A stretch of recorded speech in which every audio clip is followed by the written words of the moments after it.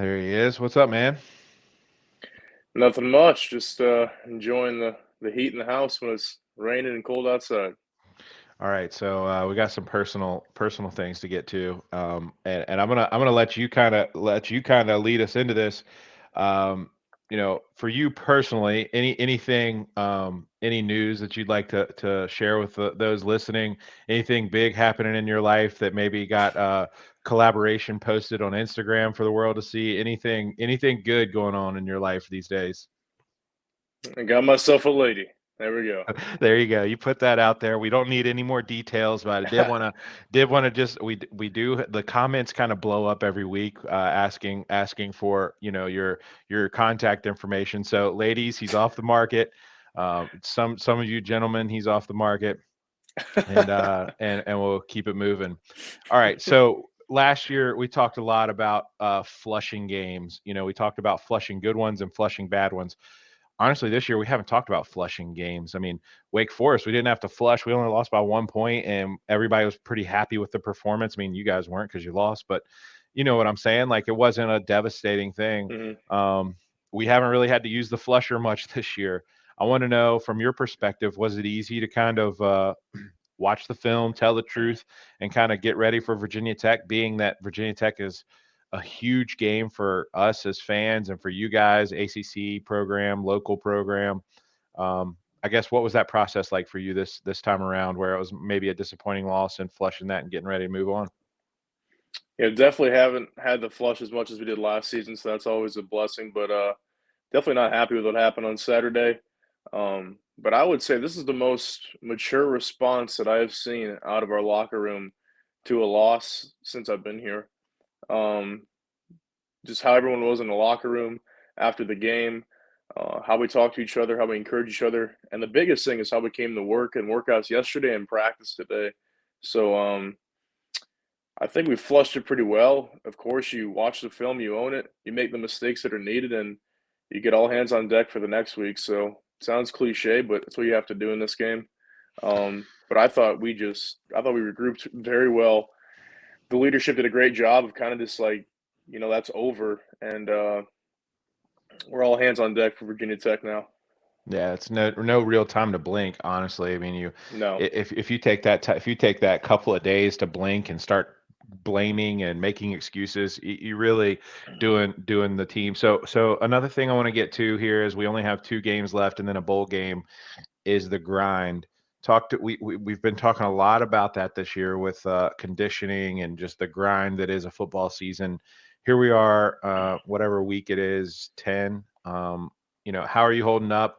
You still have that same grind mentality. What is your mental state right now and the team? I guess you can answer that 2 different ways, but how are you guys prepared mentally? Are you still as sharp and ready and excited as you were, opening night? Is that kind of or do you feel yourself fading a little bit?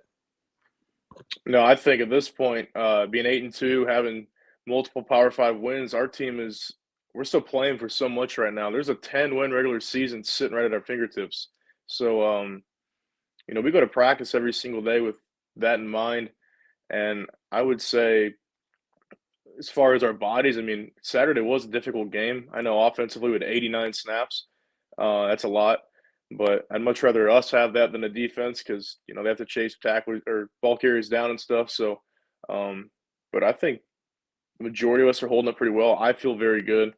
Kind of by year 5, I kind of know what works and what makes me feel good as far as sleep, nutrition, and all that stuff. And we have more resources now in the facility more than we had before because of generous donations and Flames Club and funding from the athletic department. So um, just with all that combined, I feel the best I have. Going into my 3rd year as a starter, and um, just we're playing for 2 more huge games. So Yeah, I don't know if you've got a chance to watch it or not. I don't, and you know, I don't even advise players to watch any of this content, to be honest with you. But we talked to JB today, and he kind of told his story and how he's prepared, his readiness, and something I know he's your roommate and you're a good friend, and something I just complimented on today, and I want to get your thoughts on. I don't know if I've ever seen anybody be as uh, competitively mentally tough as he is, with he even talked about it, whether he's starting, not starting, the injury that he dealt with, everything he's been through. Just comment on him and how he's handled that and how he's brought it every day. And what have you seen out of JB that has maybe inspired you in your work ethic? Yeah, you go back to when he first got here, and what he was doing for the school to begin with, bringing recruits in and working his butt off on that, and then right away gets injured, celebrating a touchdown for another teammate. Um, so it's not even like he did it on the field playing; he was doing it celebrating another person, which kind of sums up the type of guy he is. And then you look at, you can get on all the playing time and opportunities he's had and what's happened with all that stuff. So man, he's just mentally tough as nails, and I think the biggest thing I can think about is the example he is. I don't think he realizes, you know, what he's doing for others by going through the journey that he's going through. Um, that's a lot of adversity to face, and then to come back and he's 5-1 as a starter, has 2 Power 5 wins, the biggest win in school history. After all that he's gone through, and then that's happened. So, um, I think the biggest lesson is just to keep chopping wood. The tree's gonna come down. So he's figuring that out, and we are too with him. Man, that's incredible. And you're right. We brought that up about even before he got on campus, he was rallying the recruits. It was so cool to see. And, he's inspired not just your team, but a lot of us as well to kind of like, face Mhm. adversity that way. So good on him, and glad you could comment on that. I guess I don't know how else to put this. Virginia Tech means a lot to us around here because of growing up. Parents are Tech fans. Everybody I work with is Tech fans. Virginia Tech, Michael Vick, blah blah blah, so on and so forth. How has Coach Freeze and the staff kind of have they? I know they did a great job of giving you guys a taste and a feel for the vision when you played BYU, and probably a little bit when you went to the SEC about what it means down there.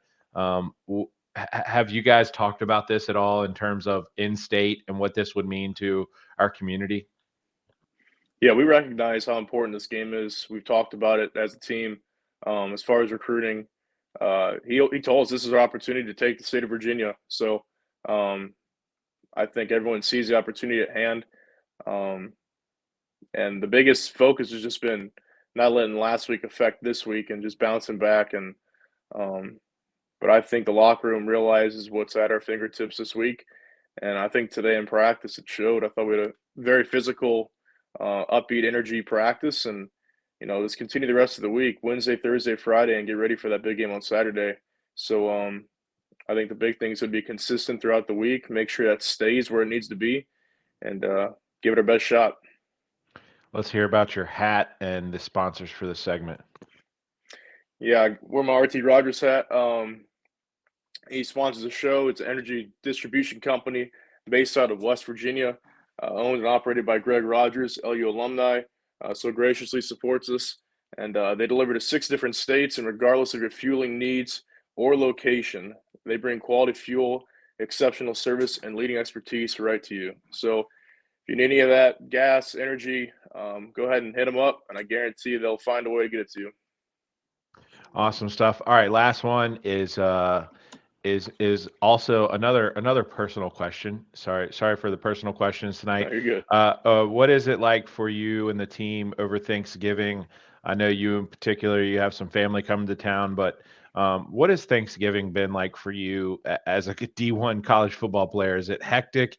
Is it actually a time of rest to watch the football games? I mean, put into perspective for everybody how like you don't get to participate in the normal everybody gets together, crazy uncle coming to town. You don't get to do all that when you're a college athlete, and just put that in perspective.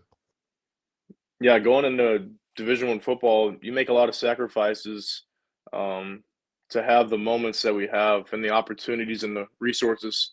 So, you have big wins like Arkansas and BYU and what we've done, and you make relationships and you have these opportunities that are awesome moments. But there's a lot on the back end that's sacrificed.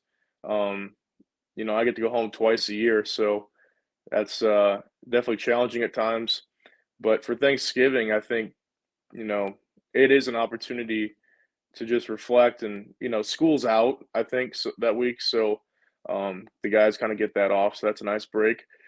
But as far as for me, my family does come up and we get to celebrate that together. But as far as Thanksgiving Day and that week, it's a normal week practice wise. You know, Thanksgiving Day we're gonna have practice and probably have a meal as a team. So um, practice, and besides that, it is a normal rest of the day. But it definitely is not the same as it used to be. But they do a great job here at making everyone feel like family, having that meal together as a team, and emphasizing what it means for that day. So Awesome stuff, man. And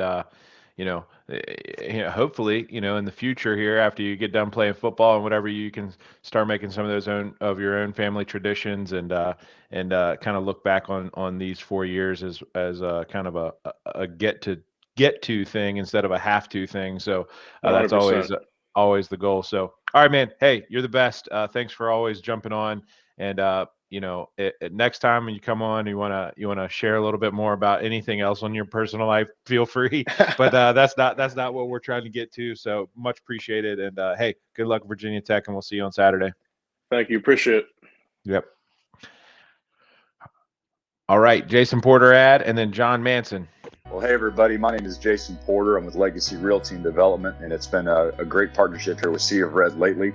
I was with Liberty Athletics as the Associate Athletic Director for Sports Medicine, so took care of all of the healthcare needs and coordinated that with a fantastic staff at Liberty in the athletic department, of course, for about 5 or 6 years, and then moved into real estate full-time and with Legacy Realty and Development.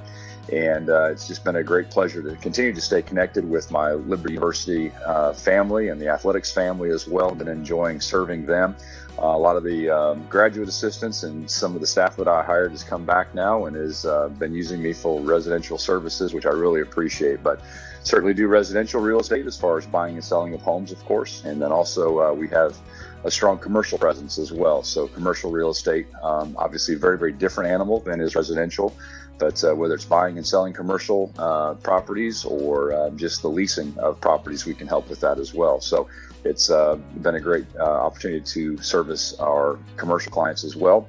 And then certainly on the investment front too, a number of folks who have discovered the power of passive income through real estate and investing in real estate with rental properties or fix and flips, those kind of things. And so great joy to serve my clients in that capacity as well.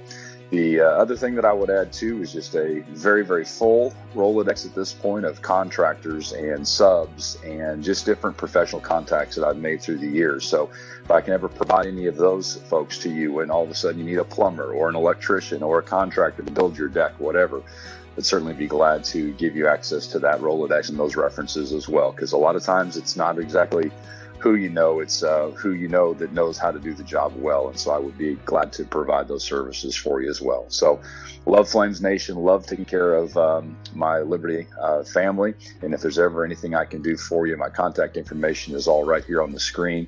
And I would love to be a service to you and yours. Thanks so much.